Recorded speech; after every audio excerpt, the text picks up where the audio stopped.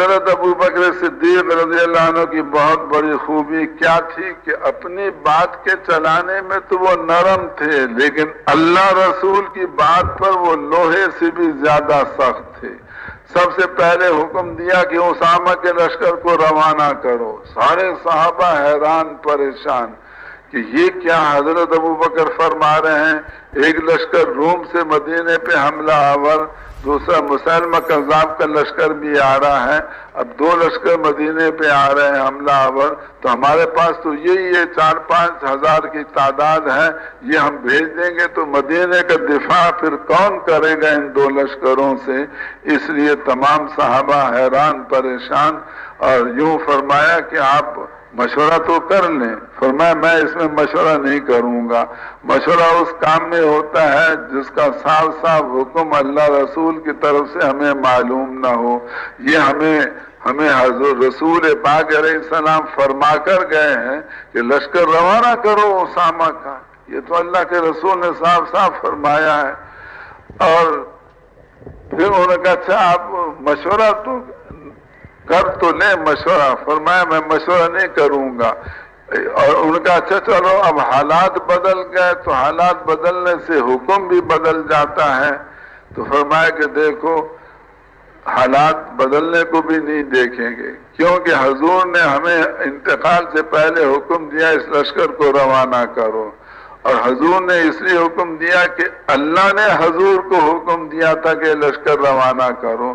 تو اللہ کو معلوم تھا کہ چند دنوں کے بعد رسول اللہ صلی اللہ علیہ وسلم کا انتقال ہونے والا ہے، اور آپ کے انتقال کے بعد حالات خراب ہو جائیں گے، یہ اللہ کو معلوم تھا۔ ہو سکتا ہے کہ ہمارے حالات کا ٹھیک ہونا اسی میں چھپا ہوا ہو کہ یہ لشکر روانہ کیا جائے، لہذا اس لشکر کو روانہ کرو۔ اب تمام صحابہ کرام اچھا بھئی اب حضرت ابو بکر فرما رہے روانہ کرو تو روانہ کرتے ہیں، لیکن سب صحابہ کی رائے یہ بنی کہ لشکر کا امیر تبدیل کر دیں، یہ بچے ہیں، نو عمر ہیں، کبھی امیر بنے نہیں، پہلی دفعہ بن رہے ہیں، حالات بڑے خراب ہیں اور پریشانی کا عالم ہے، لہذا یہ امیر بدل دو۔ کون بات کرے گا ابو بکر سے؟ یہ کوئی نہیں کر سکتا سوائے حضرت عمر کے۔ حضرت عمر سب کی طرف سے نمائندہ بن کر آئے، اے ابو بکر، اے خلیفہ رسول اللہ،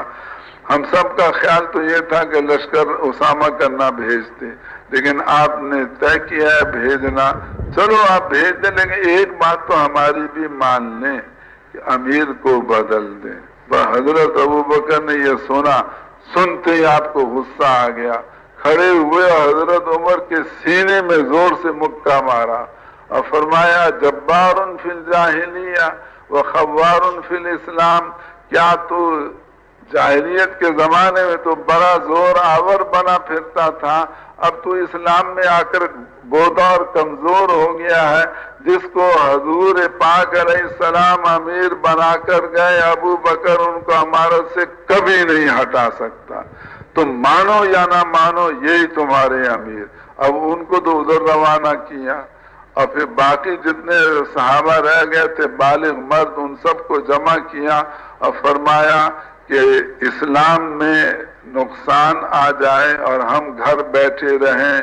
یہ بات نہیں ہو سکتی۔ ادھر ہمارے مدینے سے باہر جو قبائل ہیں وہ زکوٰۃ نہیں ادا کر رہے اور نماز پڑھتے ہیں، زکوٰۃ نہیں ادا کرتے ہیں، لہذا ہمیں جانا چاہیے۔ اَيَنْقُصُ الدِّينُ وَأَنَا حَيٌّ، کیا دین میں نقصان آ جائے جبکہ میں زندہ ہوں؟ میری زندگی میں نہیں ہو سکتا کہ دین میں کمی آئے،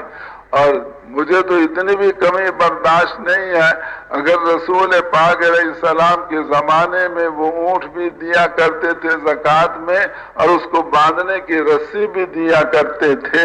تو اور میرے زمانے میں یہ کہیں کہ ہم اونٹ دیں گے لیکن وہ رسی ہم نہیں دیں گے، اگر رسی کے برابر بھی دین میں کمی آئے تو وہ میں برداشت نہیں کر سکتا۔ مجھے اتنا دین چاہیے جتنا دین رسول پاک علیہ السلام کے زمانے میں موجود تھا۔ اب تمام صحابہ کرام اس کو سن کر حیران پریشان رہ گئے کہ حالات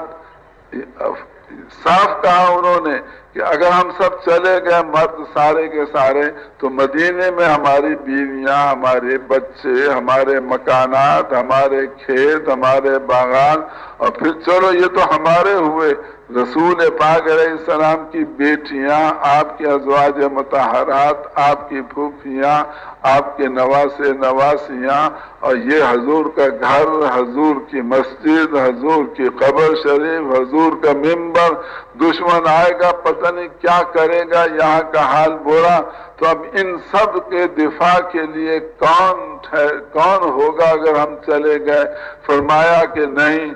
دین میں نقصان آئے تو ہم اور کسی تقاضے کو نہیں دیکھیں گے، اپنے بیوی بچوں کو، اپنے گھر بار کو، اپنے ہم یعنی کسی چیز کو نہیں دیکھیں گے، ہم ایک ہی چیز کو دیکھیں گے کہ دین کا نقصان کیسے پورا ہو۔ اگر ہم سب چلے گئے باہر اور ہم سب بھی وہاں شہید ہو گئے اور مدینہ منورہ میں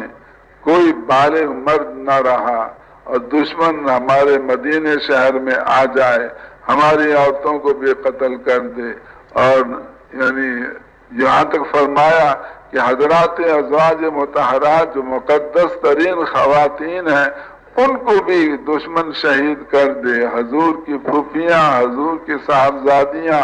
ان کو بھی شہید کر دے، اور کوئی بالغ مرد مسلمان زندہ نہ رہے جو ان کو قبر میں دفن کر سکے، بلکہ کتے اور بھیڑیے آئیں اور آ کر رسول پاک علیہ السلام کی ازواج مطہرات کی ٹانگوں کو پکڑ کر مدینے کی گلیوں میں گھسیٹتے پھریں، یہ میں برداشت کر سکتا ہوں، لیکن دین کا نقصان میں ہرگز برداشت نہیں کر سکتا۔ اور بھائیو، آج تو